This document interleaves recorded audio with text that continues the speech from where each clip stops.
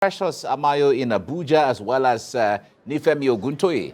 They are there at the center, and of course, I wonder what's going on there right now. I know how the frenzy in the air, how people are preparing, looking forward anxiously and patiently and enthusiastically to the reading out of the result.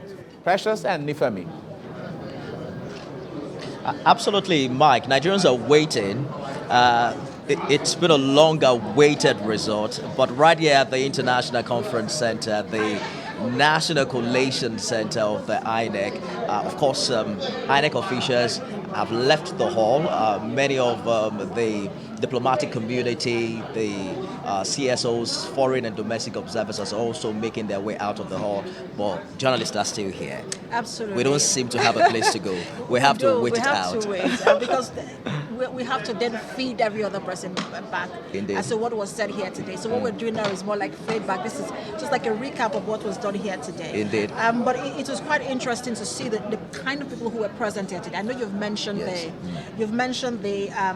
domestic and foreign observers, but we also had chairmen of electoral commission in other African countries. For example, Ghana, Gambia, Sierra Leone, Benin Republic. Absolutely. They were all here, covering the East, West, and Southern Africa. There were observers from the Commonwealth, the African Union, the European Union. We spoke with the European Union chief observer yesterday. Absolutely. And it's quite important to also note that this is where it all happens. This is where INEC declares the result. We're expecting results from 36 states plus the FCT. We have done 1 out of 36 plus the FCT. One would have thought that the FCT is closer. That's where the results should come in first. But we also noticed that election went all through the night in some parts of Abuja. And that perhaps is why the delay has tarried. I mean, the result has tarried for this long. But one thing is certain, INEC says it will reconvene 11 a.m. tomorrow. Whether or not we're going to have more state collation officers by that time, that's something we'll have to wait. Yes, but let's also stress that perhaps one of the reasons we're experiencing this delay, as it were, or the fact that we have to wait for more resident electoral commissioners and their returning officers to come to Abuja, is because, first of all, in some places, voting started late, and then in some other states, it went through the night, and some had to vote today. Absolutely. And we also know that there are different levels of collation. For example, you have to go through the wards. There's a ward level where you have to collate at the ward level. There's a polling unit to the ward level.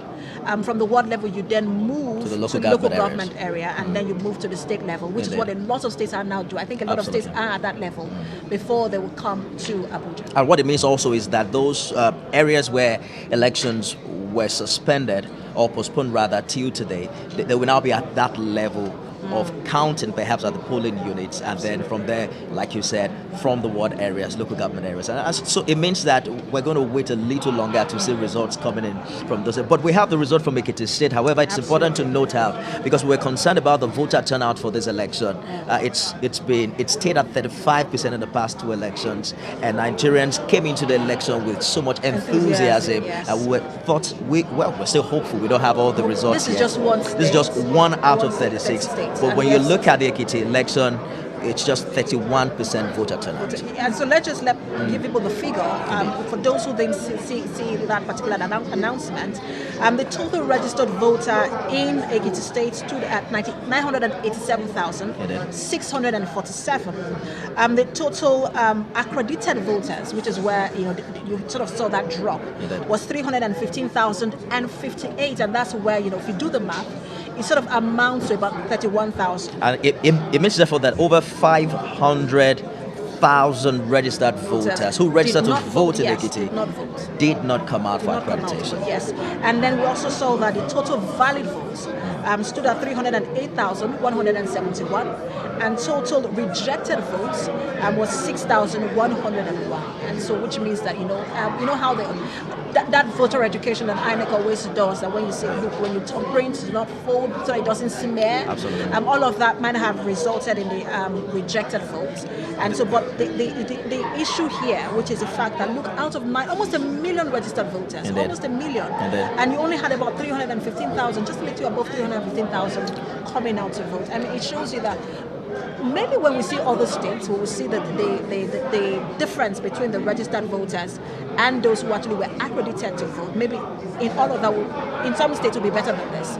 But we want to see how that enthusiasm we've always talked about reflected in the voter turnout. Hopefully, when we get figures from other states, like you said, we probably would see that there would be an improvement. Nigerians are really hoping that, because what we've had is we've had the majority of those who come out to vote decide our leaders, not necessarily majority of Nigerians or those who are registered to vote. So we're taking a look here right now as looking at how apprehensive many Nigerians have been concerning this election. We spoke with an INEC national commissioner earlier as to why has there been the slow update of results on their IREF portal, and he was saying that, well, election, I mean, that process has to end first in